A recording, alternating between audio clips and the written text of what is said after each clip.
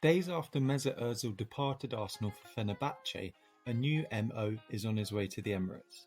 Although Martin Odegaard is only staying in London for 6 months, it's important to assess what his qualities are and what kind of impact he can have on Arsenal's season. Nearly 7 years ago, Martin Odegaard became the youngest player to debut in the Norwegian Tippeligaen, aged just 15. Rather than being a flash in the pan, Odegaard became the focal point of his team, Strømgodset. In 23 league games he scored 5 and assisted 6 more.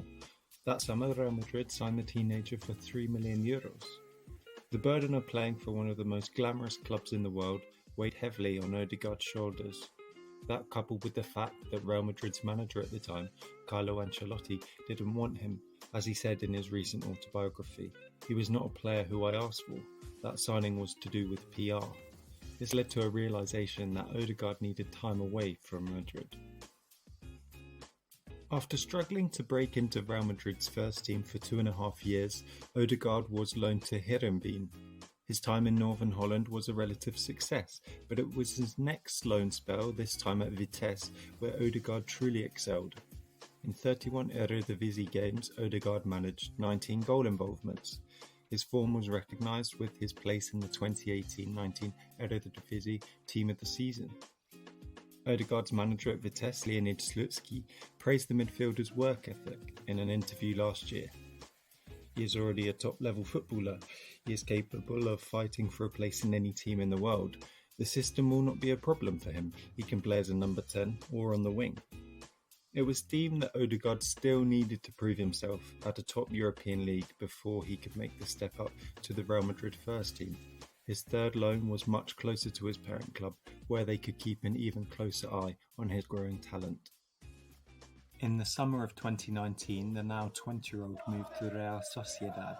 It was at La Real where Odegaard's creative spark began to elevate his name all across Europe. He performed so well that Real Madrid cut his 2-year loan spell short so he could be integrated into Zidane's plans for the 2020-21 season. Once again, Odegaard's form was rewarded with another place in a Team of the Season. In 31 games, he provided 6 assists and scored 4 goals, but it was his overall contribution to Real Sociedad's attack that impressed. Emmanuel Alguacil played the Norwegian as either a right-sided midfielder in a 4-1-4-1 or as the attacking midfielder in a 4-2-3-1. Even when positioned centrally, Odegaard tended to pick up the ball on the right-hand side of the pitch, cutting inside and progressing the ball through short, sharp dribbling actions. Although he isn't blessed with pace, his excellent balance and agility help him to avoid challenges and bypass the team press. This is highlighted by his 67% dribble success rate. Odegaard made 3.4 dribble attempts per 90, with 2.2 of those dribbles being successful. He managed 5.02 passes into the final third per 90, as well as 73 passes into the penalty area, the third highest in La Liga. Odegaard also completed 7.22 progressive passes per 90. Only 4 other players had a higher total in the league. This signals a midfielder who consistently looks to play through the lines to create chances for his teammates in the opponent's final third. One concern is Odegaard's reliance on his left foot. After all, 91% of his passes come from his favoured foot. His close control and effervescent dribbling style allow him to evade challenges, but against the best opponents, his intentions may seem too telegraphed. That being said, Odegaard has the ability to disguise where he is playing the ball to add an unpredictability to his attacking play. He often opens up his body to make it seem that he will play a long pass before sliding a through ball to a teammate at an unexpected angle.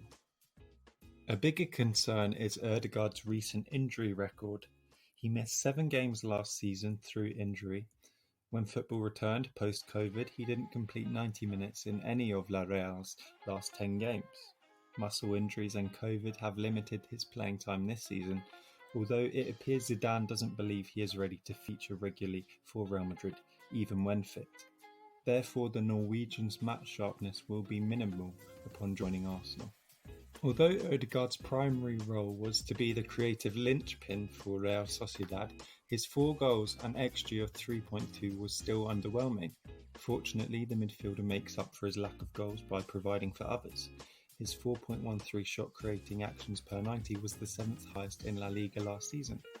Odegaard's quality from dead balls adds to his array of offensive contributions.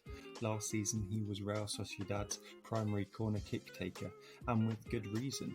His expected assists per key pass from dead ball situations was higher than De Bruyne's, although he did take fewer set pieces than the Belgian. With all this in mind, how will Odegaard fit in at Arsenal? Arteta wants to evolve Arsenal into a team that plays in a 4-3-3 like that of Manchester City or Liverpool. Due to the omnipresent screening abilities of Thomas Partey, it is possible that Arsenal could set up in a 4-3-3 with Odegaard to the right of Partey and Smith Rowe to the left. Odegaard also presses well, with 18.3 pressures per 90 last season, higher than Smith Rowe's 16.3 pressures per 90 this season. The energy of that midfield three would allow Arsenal to squeeze opponents in their own half. Another option is to deploy a 4-2-3-1 and position Odegaard in the number 10 position, although this would limit Smith Rowe's minutes. However Arsenal set up, the addition of Odegaard will inject the team with further creative spark that was so clearly lacking before the arrival of Smith Rowe. By comparing some of Odegaard's stats from last season to Arsenal players' stats from this season, we can clarify the impact that the 22-year-old may have.